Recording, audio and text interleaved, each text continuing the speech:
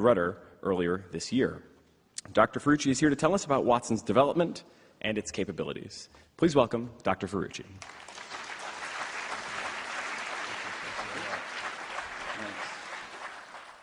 this the clicker? So let's see if this works. Yes, who'd you root for? I just wanted to get a sense of what kind of audience I've got going on here.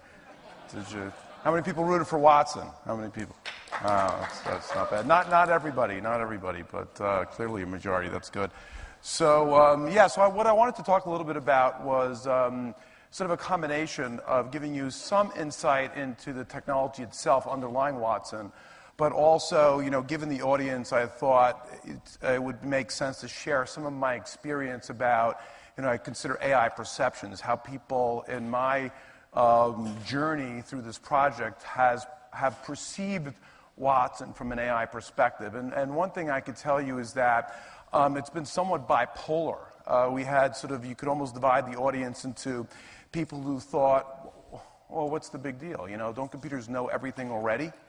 And it's interesting that perception's out there, and I always thought, gee, that's, it's kind of opaque. I mean, I don't think people kind of really get what's hard and what's difficult for computers, and I wanted to talk about that a little bit today. But then on the other end of the spectrum, people who thought, oh my gosh, Skynet, Watson's going to take over the world and eat all of us, kind of thing. And you had both those kinds of opinions, which demonstrated sort of this, again, this opaque sense for what's really going on inside of a computer. And I want to talk a little bit about that answer panel with respect to that. As I started to realize this, and in fact it really hit home when I had a radio show interview after IBM announced that we were going to do this thing, and the radio show host got me on the phone and said, so let me get this straight. So you take all the Jeopardy questions and you take all the answers and you put them in a database, and then when Watson sees the clue come up, it looks up the answer and speaks it, right? Luckily it was a phone call because I was rolling my eyes. I was like, what? I mean, no. Not only didn't we have, the answers, we don't even know what the question's going to be. And the host said, well, then how do you do it? I said, exactly. So, so this kind of gives you a sense that, people, their view, I think, of computers are that, there are these big database tables. And, you give the social security number and you look up the address. And this is kind of this mental model for how things are going on. And this answer panel ended up becoming a very important communication, I think started to change people's perception about what was really going on inside this machine. And I think a perception that actually turns out to be more accurate about what's going on inside the Watson machine.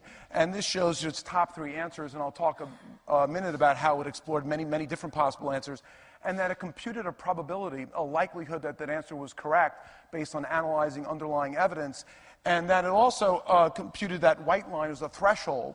It was only over that threshold, if its confidence was over that threshold, would Watson even attempt to buzz in, assuming it computed that threshold with enough time to even make that decision. So that, that answer panel captured all of that, and I think when people saw that, it sort of broke this perception, oh, it's just looking this up inside of sort of this curated database, and got them to think, gee, what's really going on inside the machine? Part of the inspiration for doing Watson came from IBM's success with Deep Blue, the computer that played chess. And when we think about chess versus dealing with natural language, these are vastly different problems for a computer. In fact, I think about chess as this finite, mathematically well-defined search space, limited number of moves. All the symbols are grounded in that mathematical model.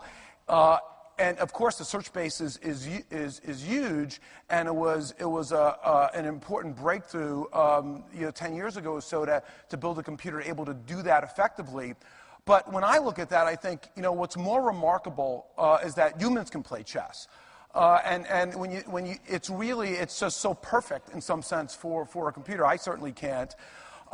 Human language, though, is a completely different animal, right? And here you've got words that by themselves don't really have any meaning. They're not grounded in any formulaic or mathematical model.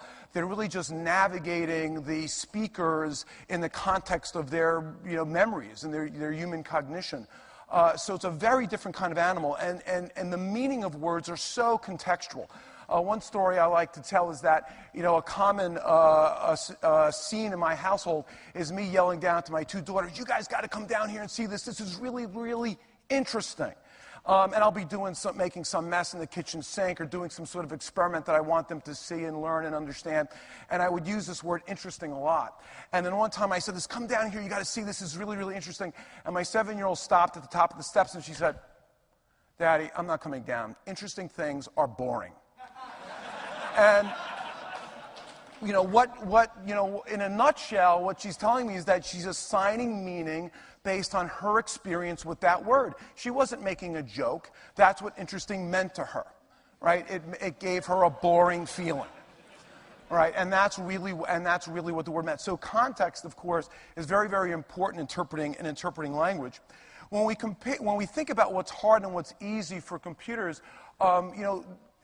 we know that looking things up in databases is a fairly easy sort of thing, particularly if I can map the question onto an existing schema. Where was X born? I tell the computer, you look it up in the database, you look up the person's name in the first column, the answer's in the second column. So I look up Albert Einstein, I get Ohm. But instead, if I didn't know how to interpret the question ahead of time, I had no idea what question I was going to get. I had to read a bunch of stuff, and among the things I read one day from among his city views of Ohm, Otto chose a watercolor to send to Albert Einstein as a remembrance of Einstein's birthplace.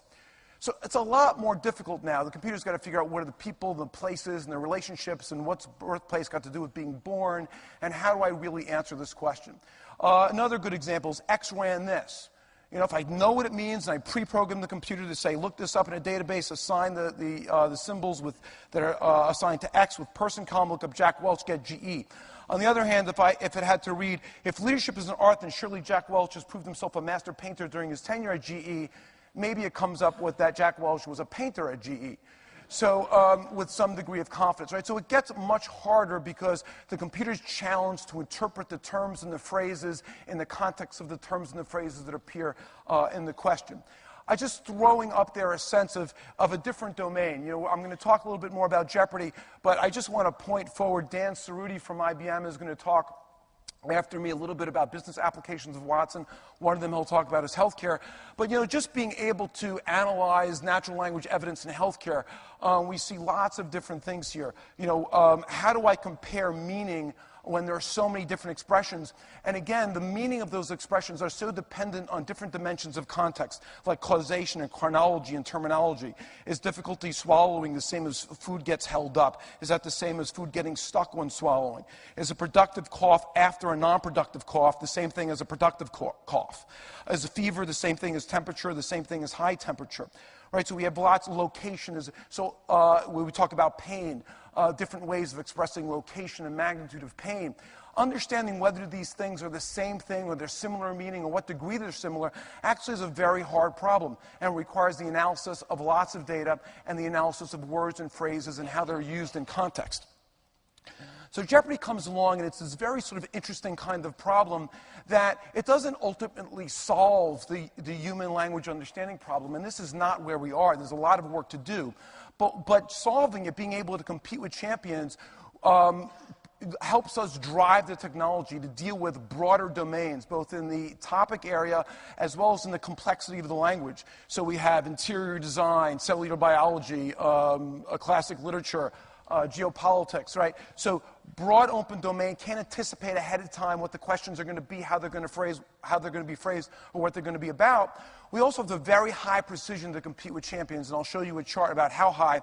But also, probably one of the most important and exciting dimensions of the problem was that you had to compute an accurate confidence, meaning that every time you buzzed in to answer a question, you had to have a sense of what's the likelihood my top answer is right, because I'm taking a risk. If I get it wrong, I lose a dollar value associated with that clue. I give my competitors more time to answer the question and then to get that dollar value for themselves. So there's a risk associated with answering each question. So not only did you have to have the precise answer in the number one position, but you had to have an accurate probability that you were right. That probability had to be backed up with some evidence. And I'll talk about how we did that. And ultimately, he had to do this very quickly, high speed. Just understanding the question is a challenge. This actor, Audrey's husband from 1954 to 1968, directed her as Rima the bird girl in Green Mansions. Computer has to parse this, creates a syntactic parse, like you would, when you diagram a sentence in high school. But that just tells you sort of, what the subject, the predicate, the object, the predicate, and so forth. But what does it all mean, right? So now you have to apply some interpretation of semantics. Directed what? Like in directing a film, guiding, teaching, leading. What's times, durations. Is Rima a person, a bird, a girl, a character? What's going on here, right? So you have to assign semantics. None of these algorithmic techniques are perfect. The syntactic parsing is not perfect. The semantic alignment is not perfect, nor is it complete. Right? We don't understand all the things that Jeopardy might talk about. So all of these are challenges in just understanding the question. What are the different terms referred to within the question or outside of the question is another challenge in this. When we looked at Jeopardy, we looked at 20,000 randomly sampled questions, asked about all kinds of things. This gives you a sense of what we call a long tail, sort of a distribution of the kinds of things that we're referred to. Like, this character or this person or this country or whatever. And so things like product, province, senator, disease, object, heroine, month, vegetable, all basically equivalent and just cutting small pieces of the data out. So the point of this slide is that you couldn't sit there and imagine you were going to build a database and anticipate all possible questions or topics. This wasn't going to be the way to do it. The way to do it was to analyze as-is information, existing encyclopedias, dictionaries, thesauri, scripts, plays, books, reference material, whatever you can get your hands on, analyze that in the context of the question, come up with answers, gather evidence that the answers might be right, score it, and compute that probability. About 13% of the questions didn't refer to any class at all, just like this or it. So you had to really use the context to figure out what was going on there. Lincoln blogs, let's see. Treasury Secretary Chase just submitted this to me for the third time. Guess what, pal? This time I'm accepting it. Anybody? Resignation. Did you actually know the historical fact, or did you use a plausible inference? Plausible inference. Right, because you look at the context and you say, what kinds of things could be submitted? And what kinds of things are submitted by an official in the context of a president? What's even worth mentioning? So you came up with his resignation, that's right. But giving this talk to a sixth grade, they used the same sort of plausible inference mechanism, and they came up with a very different answer.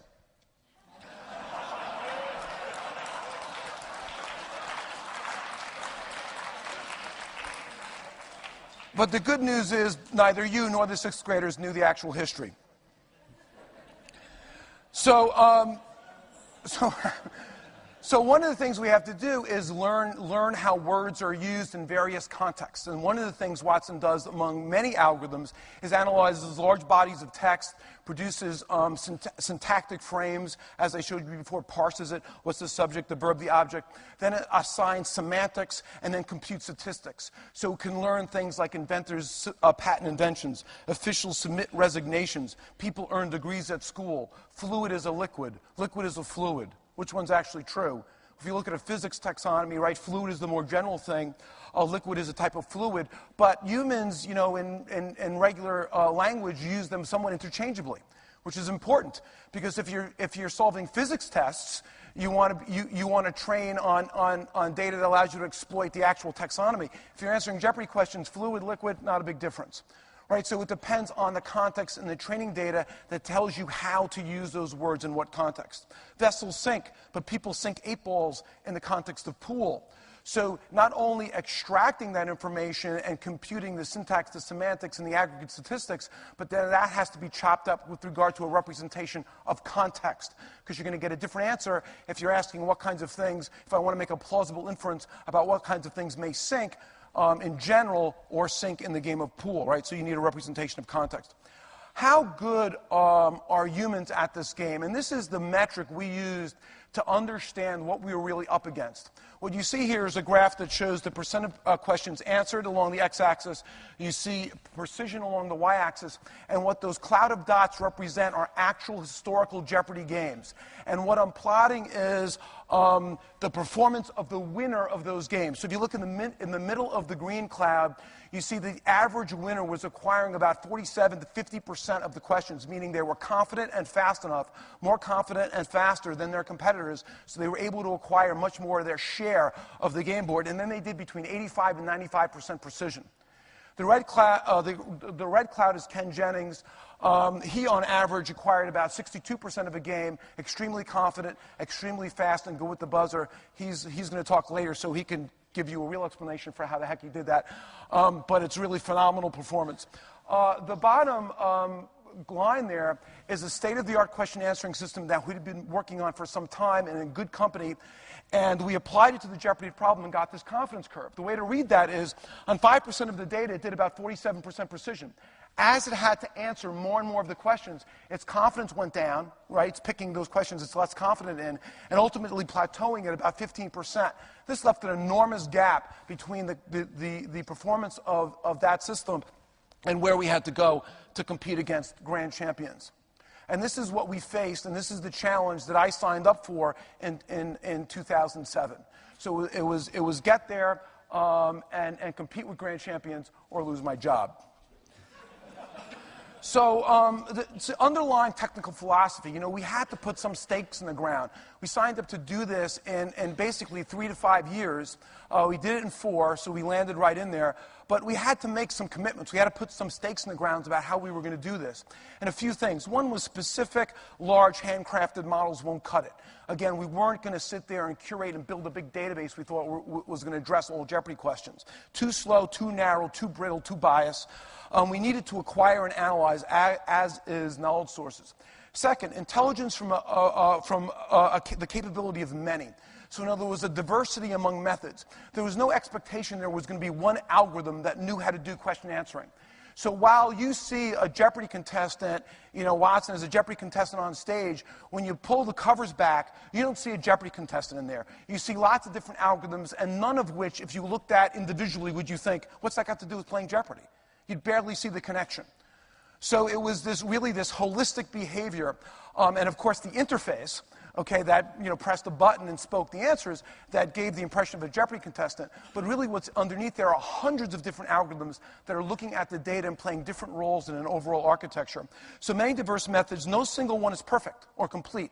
None of them are perfect at what they do. None of them. So this is a big probabilistic machine with respect to the idea that every algorithm is coming up with a confidence in its result, not an exact answer. And ultimately, we had to be able to balance the contributions of all these different algorithms in some sort of meaningful way.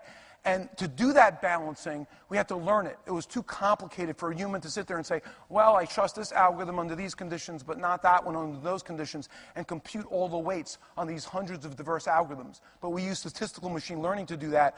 And ultimately, there was this belief that we had to pursue many hypotheses. Since we had to defer commitments until we gathered as much evidence and ran as many algorithms as we could, we had to be able to pursue many different hypotheses in parallel. To do that efficiently, we were going to have to exploit massive parallelism.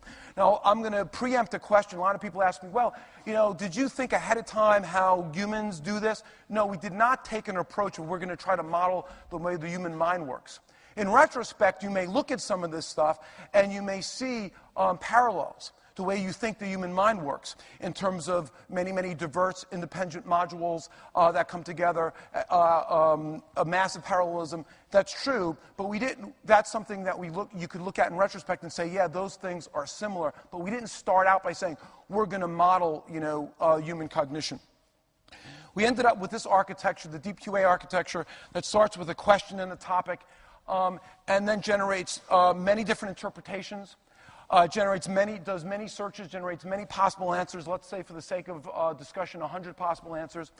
Hypotheses, candidate answers. Each of those spawns another thread, and for each one of those, we collect lots of evidence. Say 100 pieces of evidence. So now we have 10,000 evidence answers pairs. What's evidence? A passage, a document, a fact, something that pulled out of an external resource that we thought might be relevant. For each evidence answer pair, we have 100 different algorithms analyzing that evidence, looking for various kinds of features. These algorithms were developed by a diverse set of researchers who said, gee, I have an idea about how to judge evidence, to judge whether or not an answer given that evidence might actually support or refute. Whether the evidence supports or refutes an answer for that question, and they'd implement that, and we'd learn how to combine it. So now we have this massive parallel machine looking at each of these hypotheses as competing independent hypotheses, gathering and scoring evidence. The one with the highest confidence at the end was the one Watson would look at and say, if the confidence is high enough, it wanted to buzz in and take a chance on answering that question. If it was past that threshold I talked about in the beginning. I'm going to skip this slide because there's not enough time. So using that architecture and populating that with many, many different algorithms and refining those algorithms over time, over that 4-year period, with a very different incentive model within research. We had to really break the cultural norms about how we work together as a team.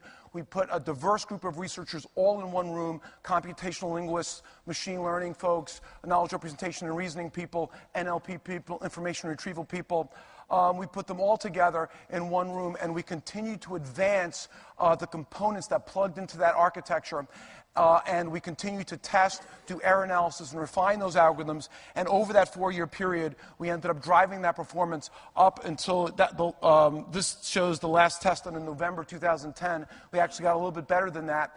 And that confidence curve says that if it had to answer between 60 and 70% of the questions that it was most confident for, it was doing somewhere near 90% precision. This was good enough to compete against champions. Now you had to bring in speed. And you had to bring in strategy and gaming and things like that. But this performance was good enough to compete. Would it mean that you would beat anyone who was up there and played? No, it would depend on the competition. And, but it means you had a shot. You had a shot at beating champions. It wasn't a sure thing, but you had a chance. And that's roughly where the performance was when we went in to play Jeopardy. Now, from a speed perspective, we took that entire system, ran it on a single 2.6 gigahertz CPU with around 64 gig of memory, and it took 2 hours to answer one question. The Jeopardy producers insisted that would be too boring of a game. So we had to scale that technology out, and because it was a massively parallel design, the scaling, I don't want to claim it was easy, but it was a natural fit. And we were able to scale that computation out over 2,880 cores, and 15 terabytes of RAM. And that's a system that completely self-contained, the system that went up against Ken and Brad. Now, it's interesting from an AI perspective and a point-in-time perspective to compare the performance of what it took to compete at Jeopardy. Right? So here you've got a human with a brain that fits in a shoebox, powered by a tuna fish sandwich and a glass of water. And over here you had 2,880 cores, 15 terabytes of RAM, didn't even go to disk because disk was too slow, about 80 kilowatts of electricity and 20 tons of air conditioning. So interesting comparison about what it took from a machine perspective. And again, point-in-time comparison, but nonetheless an interesting one.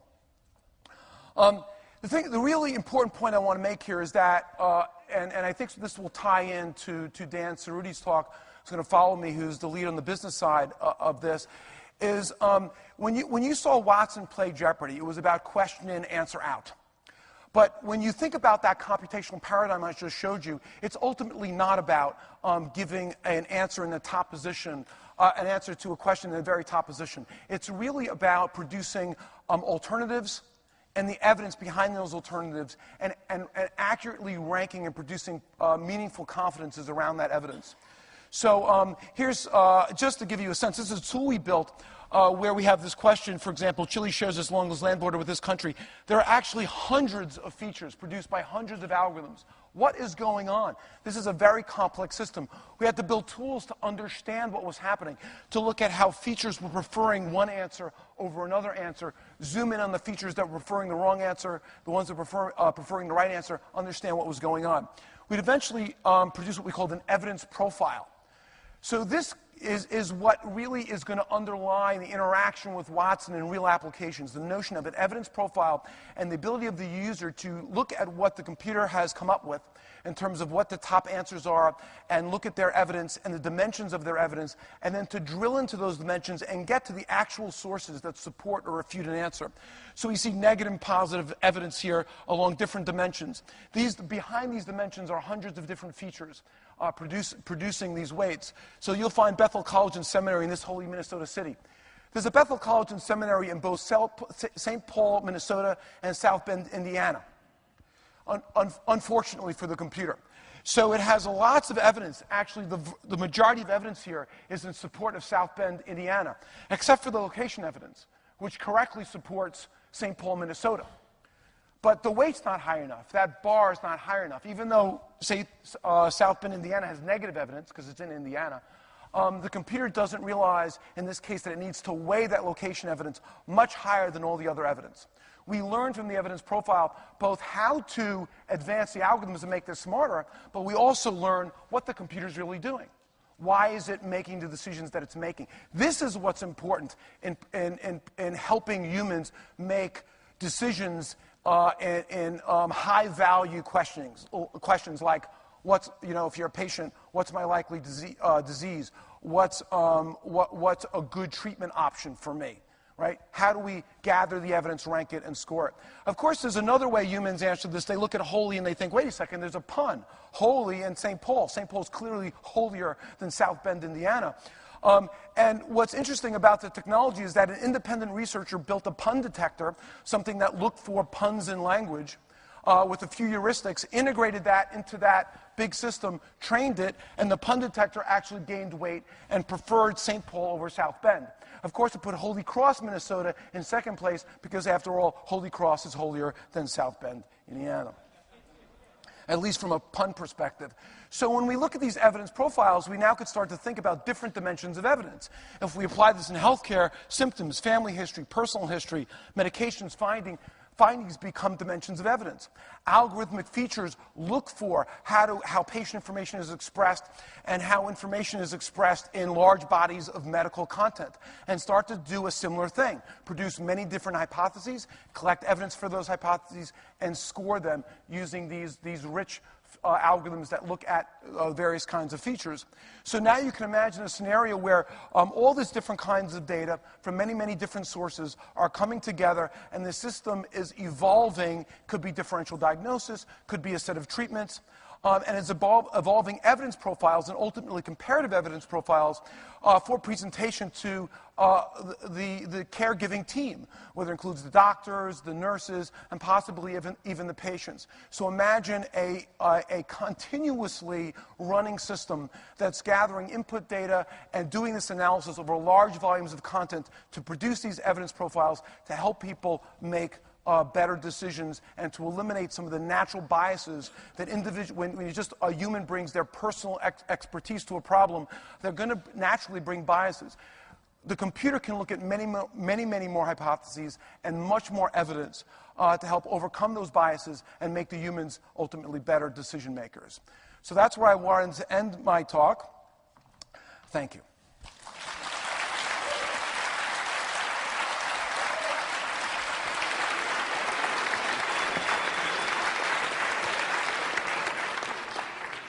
We've got just 2 minutes for questions, but after the next talk, actually, we're going to potentially, if there's time, bring both out and maybe do a little joint Q&A. So just 2 minutes right now, and then maybe a few more opportunities later. Starting here on the left. Yeah, hi. My name is David Orban.